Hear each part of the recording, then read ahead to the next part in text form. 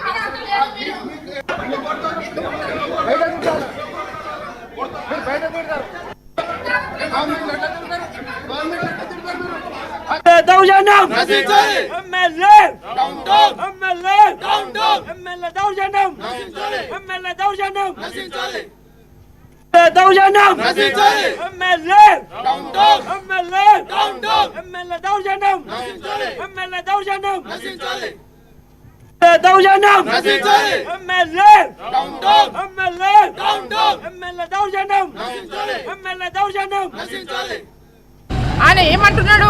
మొన్న కూడా ప్రతి మండలికి ఇచ్చిన తర్వాత, అధికారులు ఇచ్చిన తర్వాత ఈయన వచ్చేసి కార్డులు మళ్ళీ గుంజుకొని అందరి దగ్గర ఫోటోలు తీసుకొని ఈయన చేతుల మీద ఇచ్చుకొని అధికార ప్రోగ్రాంలో వచ్చేసి ఇచ్చేసి ఆయన చేసే కార్యక్రమం ఆయన చేస్తున్నాడు.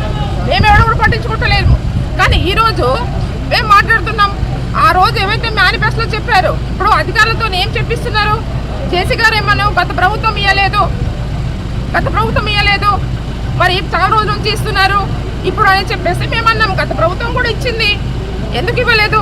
వాళ్ళ మేనిఫెస్టోలో పెట్టారు కాబట్టి, కాంగ్రెస్ మేనిఫెస్టోలో రేషన్ కార్డు కావచ్చు, పెన్షన్స్ కావచ్చు, అవి ఇస్తామన్నారు కాబట్టి మరి ఇస్తున్నారు.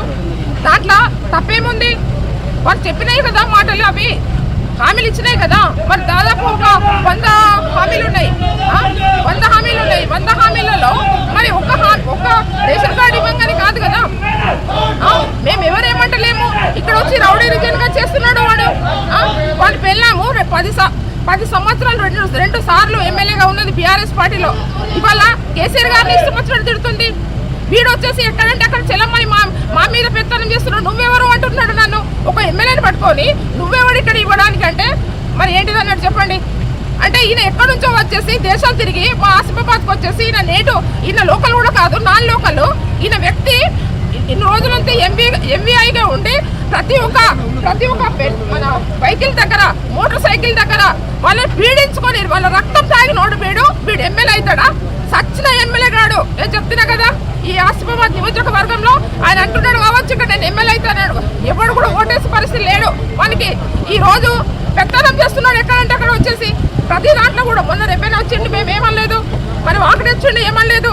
సరే పని వాడు చేసుకొని అధికారులు ఇచ్చిన తర్వాత సరే ఆయన బాలాభిషేకం చేసుకుంటాడా, బయట కార్డు ఇచ్చుకుంటాడా, బయట ఏమైనా మాట్లాడుకుంటా మాట్లాడుకొని